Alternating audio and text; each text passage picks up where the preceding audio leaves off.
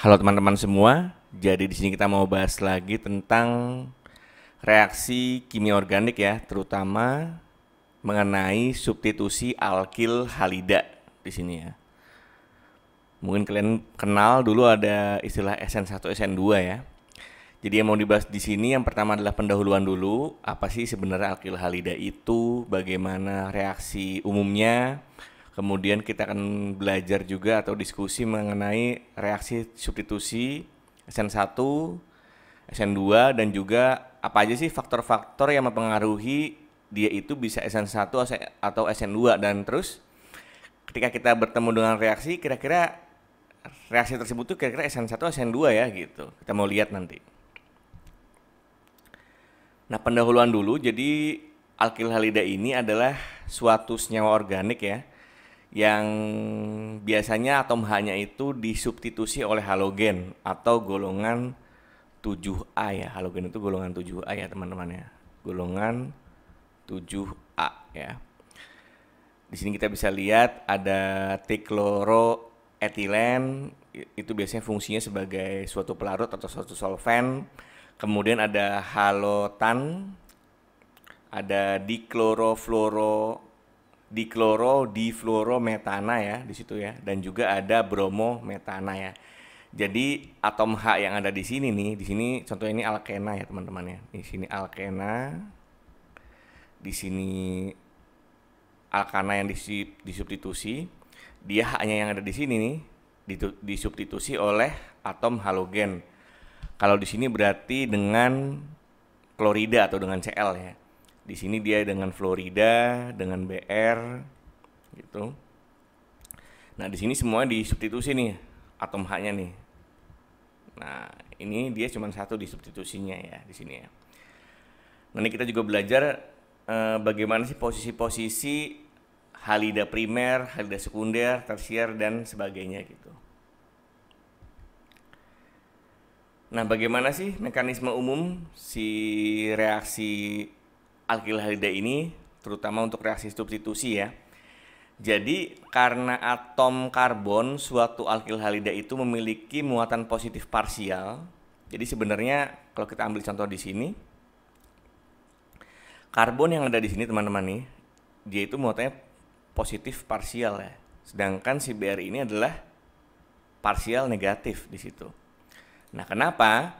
Kita tahu bahwa atom Br itu atau atom halogen ya, biasanya singkatnya X sih. X itu kan bisa F, Cl, Br dan juga I ya. Semua atom-atom golongan 7A atau golongan halogen itu dia memiliki elektronegativitas yang tinggi ya. Elektronegativitas tinggi. Nah, maksudnya apa tuh? Artinya dia bisa menarik atau lebih mudah menarik banyak elektron. Nah, akibatnya ketika bertemu dengan atom karbon, dia itu maka akan terjadi polarisasi. Makanya di sini senyawanya cenderung polar, teman-teman ya. Terjadi polarisasi yang halogennya itu karena dia cenderung menarik elektron, dia bermuatan negatif. Sedangkan karbonnya itu dia bermuatan parsial positif ya. Ini sorry tadi bukan negatif, tapi parsial negatif ya. Parsial negatif itu artinya dia sedikit negatif teman-teman ya. Tapi bukan negatif yang seperti ini nih, bukan gitu.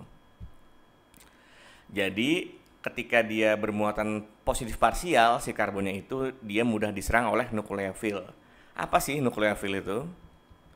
Nukleofil itu adalah suatu, kita bisa bilang basa deh kalau di sini ya. Suatu basa. Biasanya dia bermuatan negatif biasanya di sini, bermuatan negatif dan suka dengan muatan positif ya. Positif. Nukleo itu kan inti teman-teman ya. Inti yang bermuatan positif kan. Fil itu dia suka. Jadi suka dengan yang bermuatan positif, gampangnya seperti itu ya. Pada karbon gitu. Jadi nanti karbon ini diserang oleh basa yang bermuatan negatif ya, gitu. Nah, reaksinya gampang aja kalau misalnya secara umum. Jadi Br-nya itu lepas di sini atau halogennya lepas. kemudian digantikan oleh OH di sini nih. Ya, BR lepas digantikan oleh OH. Makanya namanya reaksi substitusi ya, di situ ya. Substitusi. Nah, selain itu juga, selain si karbonnya itu bermuatan parsial positif tadi karena ada polarisasi, si halidanya itu karena dia punya elektronegativitas yang tinggi, cenderung menarik elektron, terjadi polarisasi, akibatnya dia merupakan gugus pergi atau leaving group yang baik. Artinya mudah lepas teman-teman di sini ya. Leaving group yang baik itu dia artinya mudah lepas ya ikatannya. Jadi semakin mudah untuk terjadi reaksi substitusi di situ. Nah, di sini kita bisa lihat gimana sih kira-kira hasilnya gitu. Tadi kita tahu bahwa reaksi alkil halida itu adalah lepasnya halida kemudian masuknya nukleofil ya. Tadi berarti di sini BR-nya itu akan bermuatan parsial negatif, sedangkan C yang di sini adalah parsial positif. Di sini adalah ada senyawa garam nih, NaCN ya. NaCN itu ketika dalam air itu akan menjadi Na+ ditambah Cn-.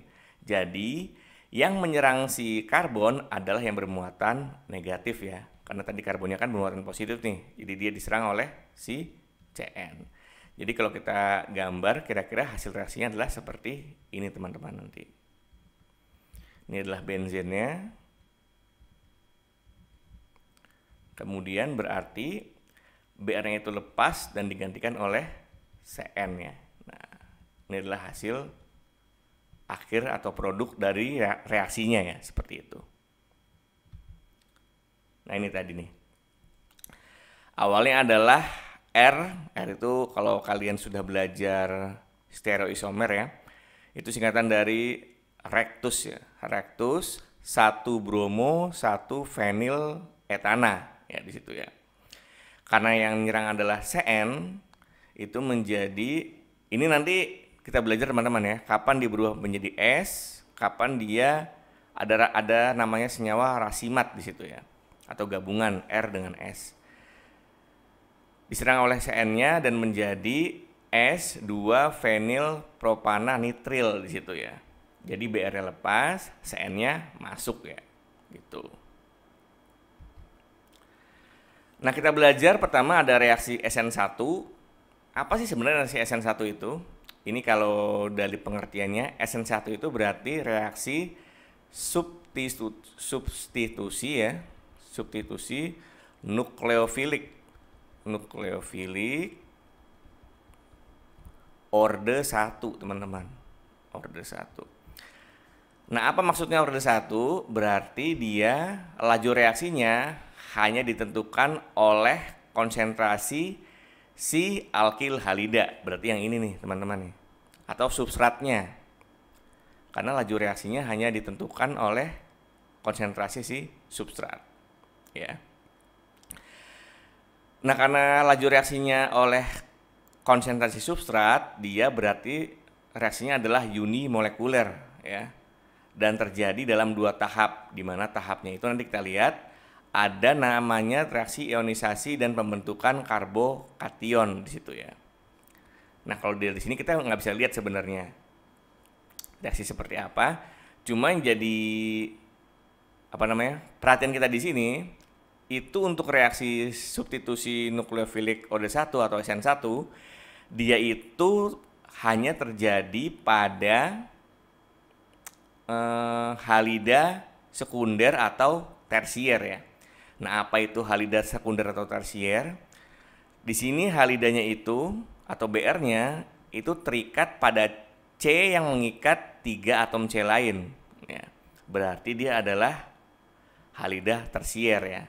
Karena dia terikat pada karbon tersier. Makanya namanya adalah terbutil bromida ya. Jadi ketika dia BR-nya lepas, maka dia akan digantikan oleh OCH3 yang ada di sini nih menjadi terbutil metil ether atau senyawa ether di situ ya, plus HBr ya. Nah, seperti ini teman-teman mekanismenya. Jadi pertama-tama BRA lepas, itu laju reaksinya lambat ya di situ ya. Laju reaksinya lambat. Nah, untuk teman-teman yang lupa bahwa kalau kita menghitung laju reaksi, itu kita hitung dari laju reaksi yang lambat walaupun dia terjadi terdapat beberapa tahap gitu. Di sini kan ada dua tahap kan. Yang pertama itu adalah pembentukan karbokation, nanti kita belajar, nanti kita bahas. Kemudian ada penyerangan si nukleofilik ya. Nah, untuk pelepasan dari BR itu terjadi secara lambat nih teman-teman nih. Jadi awalnya itu kita bisa gambar seperti ini ya. Ini adalah tersbutil bromida. BR lepas karena dia merupakan living group yang baik. Nah, nanti si C ini akan bermuatan positif ya.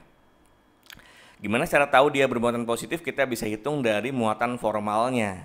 Ingat, muatan formal itu adalah valensi dari C, elektrovalensi dari C ya, dikurangi dengan jumlah ikatan, dia itu ada 3, dikurangi dengan jumlah elektron bebasnya. Jumlah elektron bebasnya dia 0 ya teman-teman ya. Jadi 4 kurangi 3 adalah plus 1. Jadi muatannya adalah plus 1 di situ ya. Nah, ini lepas. Kemudian ketika lepas, dia itu akan membentuk suatu karbokation. Ini adalah karbokation ya teman-teman ya. Karbokation itu adalah suatu senyawa karbon yang bermuatan positif ya. Makanya namanya karbokation ya. Paham sampai sini? Nah, setelah dia terbentuk karbokation, maka akan diserang oleh nukleofil yang bermuatan negatif di situ ya. Bermuatan negatif. Jadi, kita gambar di sini lagi. Suatu karbokation tadi itu akan diserang suatu nukleofil yang bermuatan negatif. Di sini adalah OCH3 ya berarti ya. Nah, untuk mekanismenya selalu dari yang negatif ke positif teman-teman ya. Jadi dari yang bermuatan negatif menyerang ke positif ya. Dan akhirnya akan menghasilkan ini nih, tersbutil metil ether ya di situ ya. Nah, sampai sini bisa dipahami ya teman-teman ya. Jadi reaksi seperti itu untuk yang SN1. Kemudian kalau dari laju reaksinya itu karena dia unimolekuler dan hanya ditentukan oleh konsentrasi dari alkil halida. Jadi bentuknya seperti ini nih. K atau K1 juga boleh dikali dengan konsentrasi dari tersbutil bromida ya, CH3 3 kali CBr di situ. Jadi si konsentrasi nukleofil tidak berpengaruh terhadap laju reaksi untuk yang SN1 ya di sini ya. Nah, terus kemudian reaksi si SN1 ini tidak bersifat stereospesifik. Artinya nanti bisa menghasilkan dua campuran, biasanya R dan S ya. Reaktus dan juga sinister ini ya, senyawa akhirnya. Jadi karbokation yang dihasilkan itu adalah planar dan terhibridisasi sp2. Sehingga biasanya akan menghasilkan produk rasemat. Produk rasemat itu campuran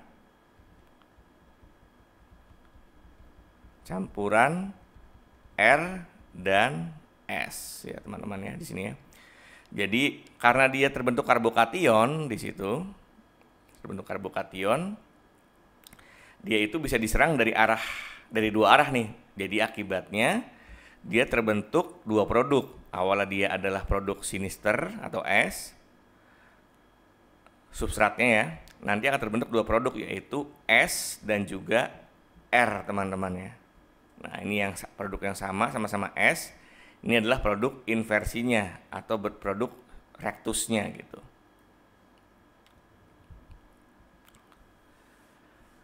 Nah, untuk yang SN1 ini karena terbentuk karbokation, dia sering menjalani namanya penataan ulang. Apa sih gunanya penataan ulang itu? Penataan ulang itu digunakan agar dia menghasilkan suatu karbokation atau kation deh.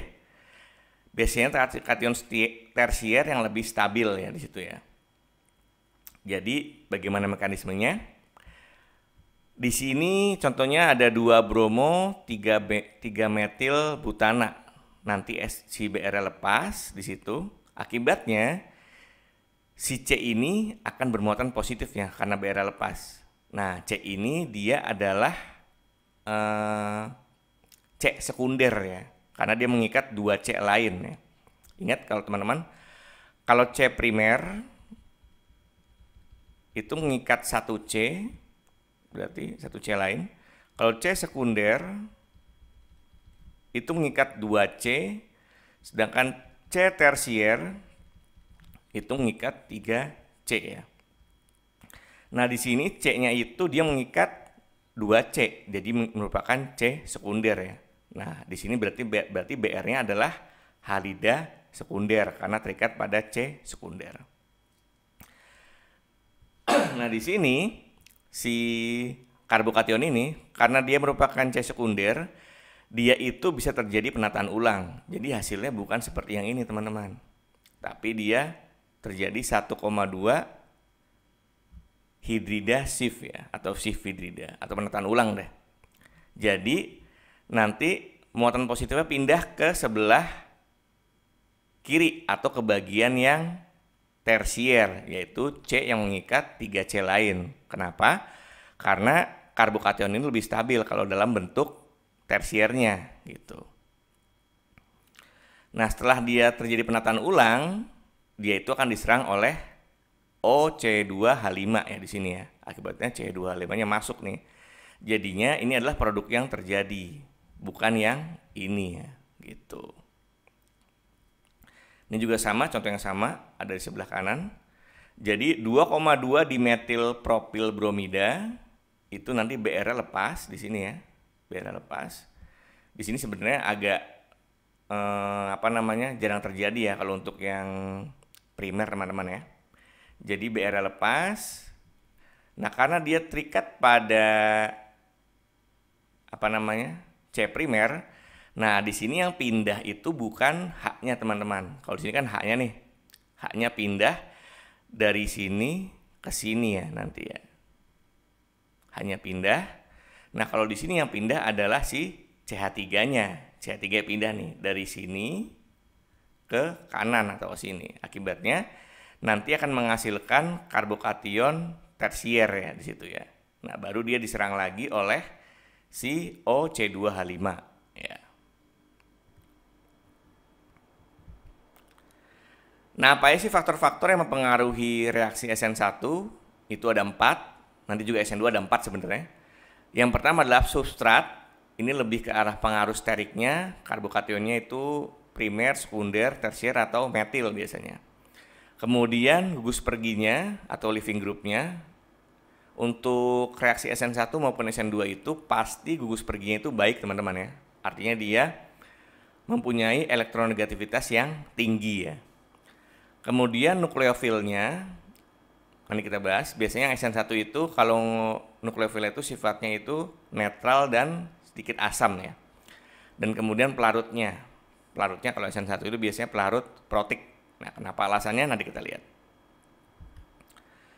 Pertama dari substratnya atau pengaruh steriknya. Jadi reaksi SN1 ini tidak dapat terjadi pada metil maupun halida primer, sehingga dia bisa terjadi pada halida sekunder atau tersier ya. Nah, kenapa? Karena kestabilan dari halida tersier dan sekunder itu dia lebih kuat di situ. Dan juga reaktivitasnya lebih baik ya untuk yang reaksi SN1 atau reaksi unimolekuler. Jadi kalau kita urutkan, di sini ada halida metil ya, CH3Br. Ada halida primer, yaitu halida terikat pada C primer ya, karena dia mengikat satu C lain di situ. Kemudian ada halida sekunder dan halida tersier. Nah, ini perbedaannya sangat jauh sekali, teman-teman nih. Jadi reaktivitasnya kalau di sini 1,2 juta, untuk yang sekunder itu 12 ya. Jadi untuk reaksi SN1 ini hanya bisa terjadi pada halida sekunder dan juga tersier ya, gitu. Di sini tidak dapat terjadi, teman-teman, ingat ya. Tidak dapat terjadi pada metil ataupun halida primer di situ. Nah, kemudian kalau dilihat dari strukturnya di sini udah nggak kita lihat lagi teman-teman ya, karena dia adalah suatu metil primer maupun alil ya di situ ya. Nah, di sini yang kita bedakan di sini. Di sini apalagi yang ini nih. Nah, untuk benzilik dan juga sekunder itu walaupun dua-duanya itu sebenarnya adalah karbon sekunder atau karbokation sekunder, itu ternyata untuk yang sekunder yang ini itu dia lebih stabil dibanding yang dalam bentuk benzilik ya di situ ya. Dan juga paling tentu yang paling stabil adalah yang ini dalam bentuk karbokation, yang bentuk tersier berarti. Nah, terus untuk leaving group yang baik, untuk gugus perginya, baik untuk SN1 maupun SN2 itu adalah leaving group yang baik, artinya punya elektronegativitas yang tinggi atau disebut juga anion yang stabil ya di situ ya. Jadi dia dalam bentuk negatifnya itu bentuknya stabil atau tidak mudah bereaksi dengan yang lain. Jadi dia lebih cenderung lepas teman-teman gitu. Nah, kalau kita urutkan antara atom-atom halogen, yang mana sih yang merupakan leaving group yang paling baik? Itu kan kalau dari atas ke bawah kan F, Cl, Br, I ya. Nah, ternyata yang paling baik itu adalah yang iodida atau anion I ya di situ ya. Kenapa? Karena dari atas ke bawah teman-teman nih, dari atas ke bawah pada golongan 7A itu semakin besar atomnya. Kalau semakin besar atomnya berarti jarak dari inti atom dengan elektron terluar itu semakin jauh. Akibatnya nanti elektron dari kulit terluar itu lebih mudah lepas ya. Lebih mudah lepas, dia lebih suka atau lebih mudah bermuatan negatif di situ. Jadi dia merupakan leaving group yang baik ya. Kemudian untuk nukleofil pada SN1 dia lebih menyukai nukleofil asam maupun netral ya. Kenapa? Nanti sebenarnya ini ada di penjelasannya, ada di bagian yang eliminasi. Karena si nukleofil asam ini biasanya bisa memprotonisasi ya biasanya nanti ya. Atau cenderung dia nanti si substratnya membentuk karbokation kalau nukleofilnya asam ataupun netral. Nah, kemudian untuk pelarut, untuk reaksi SN1 ini lebih menyukai pelarut protik. Nah, pelarut protik itu adalah pelarut ya. Protik itu adalah pelarut yang mengandung ikatan OH atau NH ya di situ ya. Contohnya paling gampang adalah H2O ya di situ ya. Nah, di sini kita bisa lihat bahwa nanti H2O itu dia itu akan menstabilkan karbokation. Ini karbokation teman-teman nih. Karbokation dia akan distabilkan oleh H2O, di mana H2O itu merupakan pelarut protik ya di situ ya.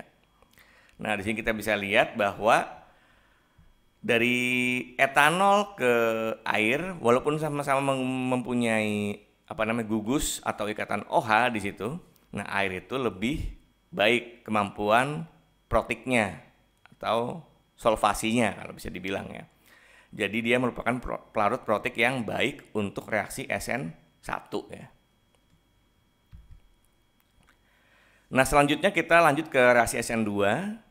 Reaksi SN2 itu berarti bisa dikatakan kalau SN1 kan berarti kan substitusi nukleofilik orde 1. Nah, kalau SN2 berarti kita sudah bisa tebak bahwa dia adalah orde 2 ya. Dari mana aja orde 2-nya? Dari yang pertama adalah dari konsentrasi si alkil halida. Yang kedua, dia juga dipengaruhi oleh konsentrasi dari si nukleofil di situ atau basa lah di sini ya. Nah, di sini substitusi nukleofilik SN2 itu berarti dia bimolekuler ya, karena dipengaruhi oleh dua molekul baik dari alkil halida maupun dari nukleofilnya di situ. Nah, ini reaksi seperti ini umumnya ya, nggak kelihatan. Kalau mekanismenya itu untuk SN2 dia itu terjadinya serempak teman-teman ya. Jadi tidak terbentuk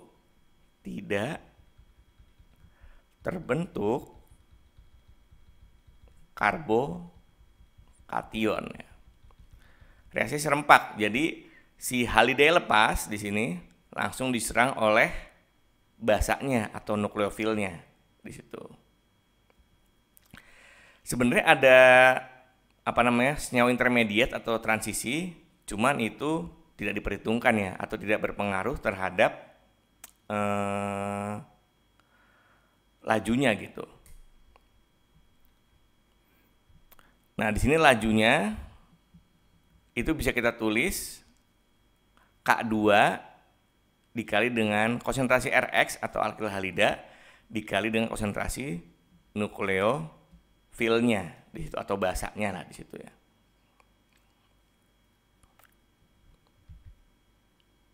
Nah, untuk reaksi SN2 itu sifatnya stereospesifik. Jadi ketika dia bereaksi maka akan menghasilkan satu produk saja. Itu bisa R atau S ya di situ ya,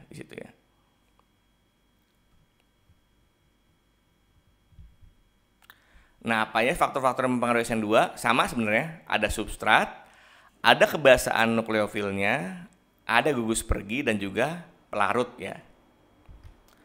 Nah, untuk substratnya kalau dilihat dari pengaruh steriknya, untuk reaksi SN2 itu lebih bereaksi pada metil atau halida primer. Ini metil teman-teman di sini. Kalau bisa kita tulis adalah CH3Br. Kemudian adalah halida primer, yaitu halida yang terikat pada C primer ya. Itu untuk reaksi yang SN2. Nah, untuk yang sekunder ataupun tersier, dia itu berarti reaksinya lebih ke SN1 ya. Gitu. Nah, untuk nukleofilnya itu semakin basah, maka dia akan semakin baik untuk reaksi SN2-nya. Artinya dia lebih cenderung untuk reaksi SN2 di situ ya. Karena nukleofil yang basah, yang lebih basah itu adalah nukleofil yang biasanya itu lebih negatif. Nah, karena dia lebih negatif, akibatnya dia lebih tidak stabil di situ. Akibatnya dia akan sangat reaktif dan lebih mudah menyerang si muatan positif dari muatan parsial positif dari senyawa alkil halida ya di situ ya.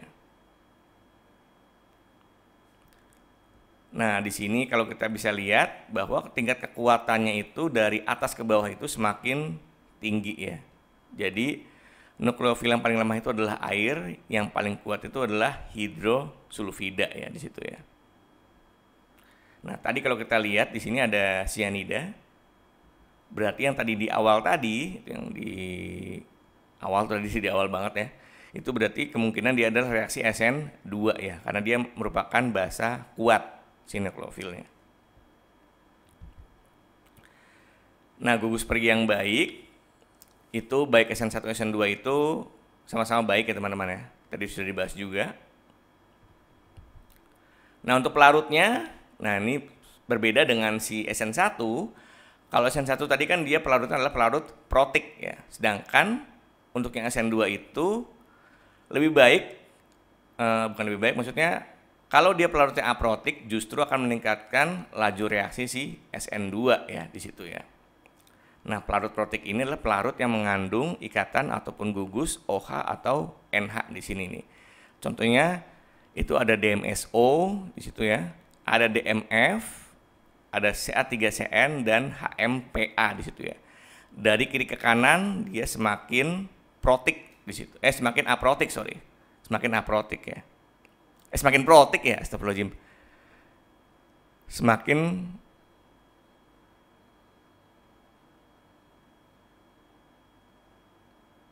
ini salah saya teman-teman ya. Semakin aprotik berarti ya. Dari kiri ke kanan semakin aprotik ya. Karena protik itu kan tadi kan mengandung gugus ataupun ikatan OH ataupun NH ya. Dan dia sangat cocok untuk reaksi SN1 ya. Nah, ini ringkasannya. Tadi kalau kita simpulkan kalau untuk substratnya atau faktor steriknya, untuk SN1 itu dia bereaksi pada halida sekunder ataupun tersier, sedangkan pada SN2 dia itu bereaksi pada halida primer maupun metil ya di situ ya, metil halida. Kemudian untuk gugus perginya baik SN1 maupun SN2 itu sama dengan merupakan gugus pergi atau leaving group yang baik ya, karena dia merupakan senyawa alkil halida. Halida yang gampang lepas ya tadi ya. Kemudian nukleofilnya untuk SN1 itu cenderung nukleofil yang sifatnya itu asam dan juga netral ya. Dia lebih disukai. Namun karena di SN1 itu dia hanya dipengaruhi oleh konsentrasi dari alkil halida, dia konsentrasi nukleofilnya itu tidak meningkatkan laju reaksinya. Berbeda dengan si SN2 di mana konsentrasi nukleofil dapat meningkatkan laju reaksi. Selain itu perbedaannya juga untuk SN2 nukleofilnya itu semakin basah itu akan semakin disukai ya. Dan terakhir untuk pelarutnya, untuk SN1 itu cenderung lebih disukai pelarut yang protik atau yang mengandung ikatan OH maupun NH. Sedangkan untuk SN2 dia itu lebih disukai yang pelarut aprotik atau tidak mensolvasi di situ. Contohnya adalah DMSO dan DMF. Nah, coba kita latihan di sini. Di sini kita lihat yang ada soal A dan soal B ya. Tadi yang kita bisa lihat adalah pertama adalah pengaruh sterik, gugus pergi, nukleofil dan juga pelarut. Coba kita lihat dulu yang senyawa A ya. Di sini senyawa ini kalau kita lihat dia steriknya atau sterikala dia merupakan karbon sekunder ya di sini ya. Si halidanya terikat pada C sekunder di mana C-nya itu mengikat 2C lainnya. C sekunder. Kemudian leaving groupnya baik ya di sini ya, baik. Kemudian apalagi nukleofilnya. Nah, nukleofil di sini dia adalah senyawa buffer nih teman-teman nih, buffer. Buffer itu berarti asam lemah dan juga garamnya. Nah, garamnya di sini dia itu adalah garam yang lemah juga. Maksudnya basa lemah, berarti dia basa lemah. Terus pelarutnya H2O, berarti dia adalah pelarut protik. Ya. Lihat, C-nya sekunder atau nanti terbentuk alkaloida yang dari sekunder. Kemudian dia adalah leaving group yang baik, nukleofilnya basa lemah, pelarutnya protik. Berarti kemungkinan dia adalah reaksi SN1 ya teman-teman ya. Di sini ya, SN1. Tadi kita lihat di sini nih, SN1 dia adalah bereaksi pada halida sekunder, jelas. Kemudian gugus leaving groupnya itu baik, nukleofilnya itu asam maupun netral ya di situ ya. Tadi basa lemah sebenarnya. Kemudian pelarutnya itu dia polar atau protik di sini. Dia memenuhi semua kaidah ini nih. Kemudian yang B itu kita bisa lihat bahwa dia terikat pada C primer ya di situ ya. Makanya namanya adalah halida primer. C-nya primer. Kemudian leaving groupnya atau gugus perginya juga sama-sama baik. Nah, nukleofilnya kita lihat dia itu ya mirip dengan ini lah ya. Sama-sama basa lemah juga. Basa lemah. Kemudian pelarutnya DMF teman-teman. Berarti pelarut A protik ya. Nah, ingat kalau misalnya dia C primer ataupun sekunder, dia itu kemungkinan SN2 ya. Kemudian leaving groupnya baik, nukleofilnya basa lemah, dan kemudian pelarutnya aprotik. Berarti ini adalah SN2 ya teman-teman, seperti itu. Ini adalah referensi yang digunakan untuk diskusi kali ini. Oke, mungkin gitu ya teman-teman untuk pembahasan kali ini tentang reaksi substitusi alkil halida ya terutama ya, SN1 maupun SN2. Semoga materinya bermanfaat. Terima kasih.